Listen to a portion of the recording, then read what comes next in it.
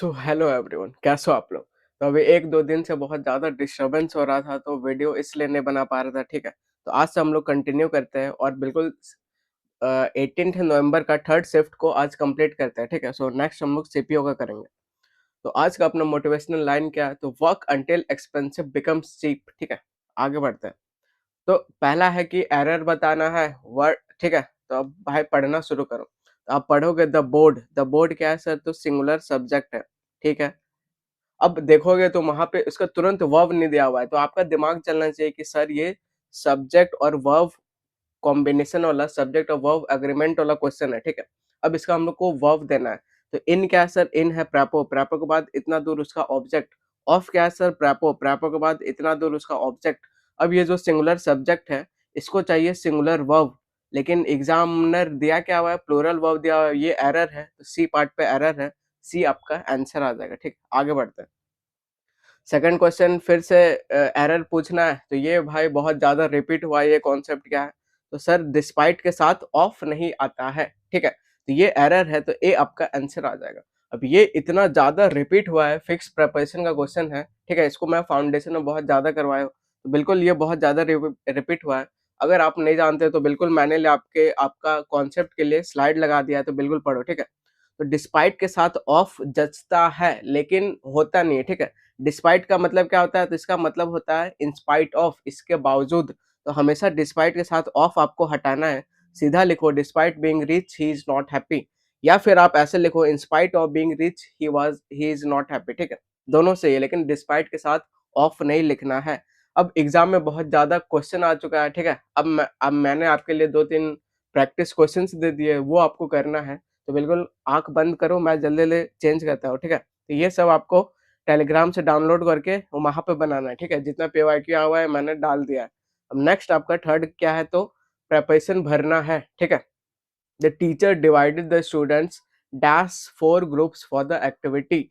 अब यहाँ पे ये जो वर्ड है ये आपका डिवाइडेड वर्ब है, ठीक है। अब ये अपने साथ कौन सा प्रेपरेशन लेता है ये आपको ध्यान रखना है। तो ये आपको याद करना पड़ेगा कि सर डिवाइडेड के साथ हमेशा इनटू आता है। डिवाइड दिस इनटू दिस, ठीक है। तो डिवाइड के साथ हमेशा इनटू आता है, तो सी आपका आंसर हो जाएगा। फोर्थ क्या है, तो फिर से प्रेपरेशन भरना है। तो इसमें भाई 3 प्रेपरेशन से क्वेश्चन पूछा हुआ है, ठीक है। तो बिल्कुल आपको प्रेपरेशन बहुत सही से करना है। The poem reflects dash the. अब रिफ्लेक्ट के साथ क्या आता है, तो रिफ्लेक्ट के साथ से हमेशा हमेशा ऑन आता है, तो ए आपका आंसर आ जाएगा, ठीक है। आगे बढ़ते हैं। सिनोनिम चाहिए, वर्ड क्या है, तो बेलिकोज है। तो इस ये रूट वर्ड है, इसको मैं आपको याद करवाता हूँ, उसके बाद आंसर आप खुद मार्क करोगे, ठीक है। तो याद करते हैं क्या, तो ये अगर आपको बेल दिखे या फिर बैली दिखे तो इसका मतलब क्या होता है सर, तो इसका मतलब होता है कुछ भी चीज वार, कुछ भी चीज फाइट से रिलेटेड हो। अगर एग्जामिनर आपको बोले कि बेलिजरेंट, तो आप समझना कि वार लाइक अग्रेसिव और हॉस्टाइल सिचुएशन, ठीक है। या फिर वो बेलिकोज बोले तो ये बैली बैली दिख रहा है, तो ये दिख रहा है तो समझ जाओ भाई फाइट से रिलेटेड है, वार से रिलेटेड है, ठीक है। आगे बढ़ते हैं। इधर रेबेलियस, रेबेलियन, रेबेलियन में बैली दिख रहा है, इसका मतलब ही होता है फाइट। अब आप बनाओ कि इधर आंसर क्या होगा। तो इधर बैली दिख रहा है, दिमाग में क्या चलना चाहिए, वार लाइक फाइट, ऐसे कुछ दिख रहा है क्या, यहाँ दिख रहा है, सी आपका आंसर आ जाएगा, ठीक है। तो ये आपको आगे तक के लिए याद रखना है। 6 नंबर क्या है, तो सिनोनिम चाहिए, वर्ड क्या है, तो इंटीग्रिटी चाहिए। तो बिल्कुल इंटीग्रिटी ये एक बहुत फेमस सा वर्ड है। इसका मतलब क्या होता है, तो ऑनेस्टी होता है, ठीक है। इंटीग्रिटी क्या होता है, मैं एक्चुअल में आपको बताता हूँ। मान लो आप घर में अकेले हो, ठीक है, उस टाइम भी अगर आप ऑनेस्टी से काम कर रहे हो तो वो होता है इंटीग्रिटी। तो ए आपका आंसर आ जाएगा। 7th नंबर क्या है, तो ईडियम है, इन ड्रिप्स एंड ड्रैप्स। तो इसका मतलब क्या होता है, तो इसका मतलब क्या होता है, तो in small and irregular amount होता है। तो नॉलेज के बेसिस पे आप ऐसे मार्क करोगे, जिसको नॉलेज नहीं है वो सर क्या करेंगे, तो लंदी वाला मार्क कर देना, सी आपका आंसर आ जाएगा, ठीक है। अब हम लोग इसका समझते हैं ओरिजिन की, कैसे ये ओरिजिन हुआ। तो इन ड्रिप्स एंड ड्रैप ये आपका ओल्ड इंग्लिश से आया हुआ है, ठीक है। तो ड्रिप बोले तो क्या, स्मॉल ड्रॉप और टिकल ऑफ लिक्विड, ठीक है। और ड्रैप बोले तो क्या, स्मॉल पीस और अ बिट। अगर दोनों को मिक्स कर दोगे तो क्या आएगा, ये रिफर करता है लिक्विड और आइटम्स को कमिंग ड्रॉप बाय ड्रॉप, मतलब बहुत धीरे धीरे आ रहा है, बिट बाय बिट आ रहा है, ठीक है। तो वहीं से ये आपका आ गया कि कुछ भी चीज अगर इन स्मॉल और इरेगुलर अमाउंट में हो तो इसको हम लोग क्या बोलेंगे, तो उसको हम लोग ड्रिप्स एंड ड्रैप्स बोलेंगे। तो आपको हमेशा के लिए याद रखना है। एंटोनेम चाहे वर्ड क्या है, तो ये जो वर्ड ही दिख रहा है ये मिनिमम ऐसा कुछ, तो ये स्मॉल के लिए आता है, अपने को चाहिए उल्टा, ठीक है? तो उल्टा चाहिए तो ये तो सिनोनिम हो जाएगा, सिनोनिम हो जाएगा, ये पूरा अलग ही जा रहा है, तो इनोरमस हो जाएगा, बहुत ज़्यादा अमाउंट में हो जाएगा, ठीक है? प्लेंटी हो जाएगा, तो ये आपका अबंडेंस हो जाएगा, तो ये आपका आंसर आ जाएगा। 9th नंबर क्या है, तो एंटोनिम चाहिए, वर्ड क्या है, तो एक्सटिंग्विश, ठीक है? फायर ब्रिगेड मंगवा दे तो वही है, मतलब एक्सटिंग्विश करना, आग को बुझाना, तो उसका उल्टा चाहिए तो क्या हो जाएगा, इग्नाइट करना हो जाएगा क्या? बिल्कुल हो जाएगा, ये आपका आंसर आ जाएगा, ठीक है? आगे बढ़ते हैं। 10th नंबर क्या है, तो वन वर्ड सब्स्टिट्यूशन है, a person who denies the existence of God, तो जो भाई गॉड को मानता ही नहीं है, इसको बच्चा बच्चा बता देगा, सर उसको क्या बोलते हैं, एथिस्ट बोलते हैं, तो ये आपका आंसर आ जाएगा। अब आपको एक्टिव फॉर्म में करना है, और मुझे क्या नजर आ रहा है, बस वर्ब फॉर्म नजर आ रहा है, तो हैड बीन गिवन का जब इसका एक्टिव करेंगे तो ये सर बीन हट जाएगा, बस हैड गिवन चाहिए, ढूंढो कहाँ पे है, ये यहाँ पे नहीं दिख रहा है, एलिमिनेट हो जाएगा, ठीक है? यहाँ पे बस गेव है, सेकंड फॉर्म में एलिमिनेट हो जाएगा, यहाँ पे हैड गिवन है, आंसर हो जाएगा, लास्ट वाला चेक करो, हैड बीन गिवन है, गलत हो जाएगा, सी आपका आंसर आ जाएगा। ये सब में हल्का सा भी लेट नहीं करना है। आई विल बी वर्किंग, ठीक है, क्या करना है, इंडायरेक्ट करना है, तो विल बी वर्किंग का वुड बी वर्किंग हो जाएगा, ढूंढो कहाँ पे है, यहाँ पे है, आंसर हो जाएगा, बाकी मैं चेक करूंगा कि गलत क्यों है, ठीक है? विल बी ये नहीं होगा, वाज नहीं होगा, वुड नहीं होगा, ये आपका आंसर आ जाएगा। अब ये पता नहीं, ये दो वर्ड 4 फ्री के मार्क्स पता नहीं क्यों दे रहा है, 3 में भाई सिमिलर रहेगा, एक जो अलग देखेगा आंसर हो जाएगा, ठीक है? तो इसमें करेक्ट स्पेलिंग ढूंढना है, तो ये इसका देखो सेम स्पेलिंग है, इसका सेम स्पेलिंग है, इसमें ये अलग स्पेलिंग है, डबल ई कर दिया है, और इधर सेम स्पेलिंग है, तो इसको बच्चा बच्चा बता देगा कि सर इसमें सी में मिस्टेक है, तो सी आपका आंसर आ जाएगा। सेम उसी तरह ये वाला क्वेश्चन है, ठीक है? तो ये वाला आप खुद करो, तो मिलेनियम, इधर मिलेनियम का आपको सही बताना है, ठीक है? तो ये रहा मिलेनियम, एक और इधर मिलेनियम ये रहा, और ये मिलेनियम ये रहा, तो इसमें बिल्कुल लेट नहीं करना है, सब में देखोगे सर डबल एन है, डबल एन है, डबल एन है, एक में सिंगल एन है, यही एरर है, बी आपका आंसर आ जाएगा। आगे बढ़ते हैं। अब यहाँ पे क्या करना है, तो रिप्लेस करना है, all the water in the bottles is over and you have to refill them, ठीक है? तो ऐसा ढूंढना है कि जो कम से कम चेंजेस करे आपका क्वेश्चन में, ठीक है? तो यहाँ पे है you have to refill them, तो इधर है you had to, has to, have to refill them, तो इसको तो भाई सेम रखो, ठीक है? You have to refill them, ये सेम है, तो दो ऑप्शन आपका एलिमिनेट हो जाएगा। अब इधर आते हैं, all the water in the bottles are है, यहाँ पे all the in the bottles is है, ठीक है? अब बताना है, तो अब बताओ वाटर आपका सिंगुलर काउंटेबल नाउन है या फिर अनकाउंटेबल नाउन है?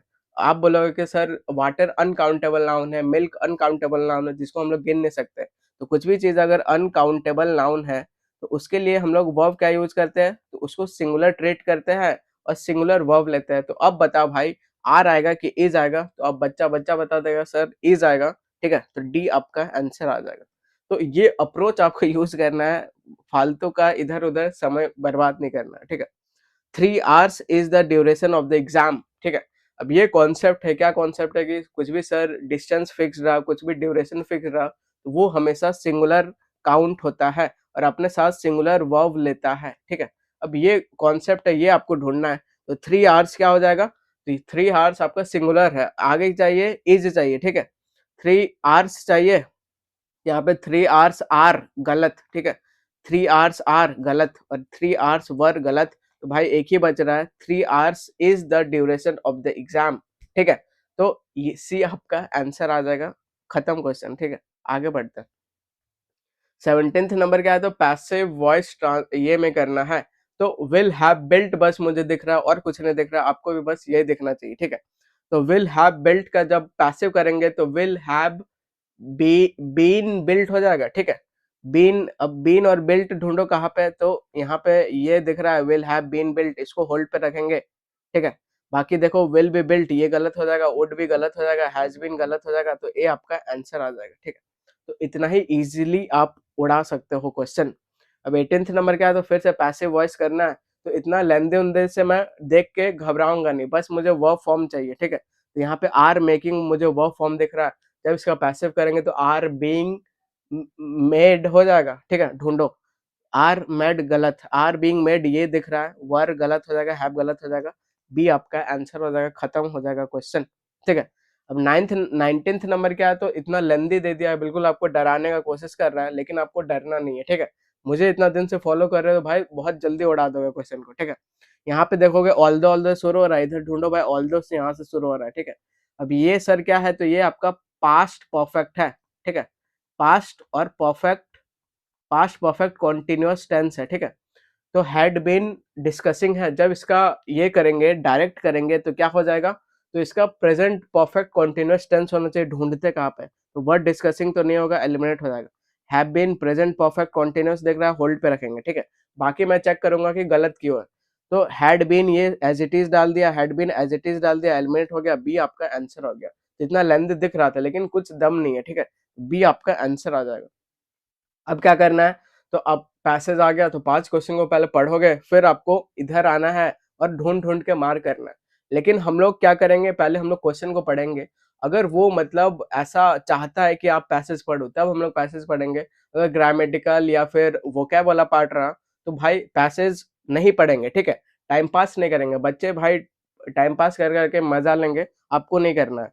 तो पहला आप पढ़ोगे तो क्या है, तो ये आपको ऑप्शन से पता चल रहा है कि सर ये ग्रामर वाला पार्ट है, बिल्कुल भाई पैसेज को नहीं पढ़ेंगे, ठीक है। The phrase allowing remote control colour customisation and adaptive brightness functions as, कैसा फंक्शन कर रहा है, क्या वो जेरेंड फ्रेज है, क्या वो पार्टिसिपल फ्रेज है, इन्फिनेटिव फ्रेज है, एब्सोल्यूट फ्रेज है। तो इसका सबका टर्म आपको पता होना चाहिए। तो बताओ इन्फिनेटिव फ्रेज क्या होता है, तो कुछ भी सर टू के साथ अगर V1 दिखाई देगा तो इन्फिनेटिव होगा। यहाँ पे ऐसा कुछ दिखाई दे रहा है नहीं, एक ऑप्शन हो गया एलिमिनेट, ठीक है, सीधा। एब्सोल्यूट फ्रेज क्या होता है सर, तो एब्सोल्यूट फ्रेज में उसका अपना सब्जेक्ट ऑब्जेक्ट होता है। इधर भाई सीधा V1 प्लस ING से शुरू हो रहा है, तो ये भी हो जाएगा एलिमिनेट। दो ऑप्शन आप हाथों हाथ उड़ा दिया, ठीक है। अब ये ढूंढना है कि ये जेरेंड फ्रेज है कि पार्टिसिपल फ्रेज है, ठीक है। तो जेरेंड फ्रेज क्या होता है सर, तो V1 प्लस ING ये भी होता है, और पार्टिसिपल फ्रेज क्या होता है, V1 प्लस ING ये भी होता है।